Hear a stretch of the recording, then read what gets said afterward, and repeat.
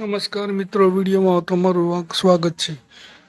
રાજ્યમાં અકસ્માતની ઘટના વારંવાર બનતી રહી છે। એવી જ આ ઘટના એક સામે આવી છે। મોરબી અને રાજકોટ રોડ ઉપર ગંભીર અકસ્માત સર્જાયો હતો। આ અકસ્માતમાં કાર અને ટ્રક વચ્ચે થયો હતો। આ અકસ્માતમાં એક વ્યક્તિનું મૃત્યુ થયું અને 4 વ્યક્તિ ઘાયલ થઈ ગયા હતા। આ અકસ્માતને લઈને લોકોના ટોળા અને ટ્રાફિક જામમાં ફસાઈને તાત્કાલિક પોલીસ ઘટના સ્થળે પહોંચી અને ઘાયલોને હોસ્પિટલ રવાના કર્યા અને એક વ્યક્તિનું મૃત્યુ થયું હતું। મૃત્યુ પામનાર તુલસીભાઈ વાઘેલા, ઉંમર 50 વર્ષ જાણવા મળેલ છે। આ ઘટનાને લઈને લોકોના ટોળા અને ટ્રાફિક જામના દ્રશ્યો સર્જાયા।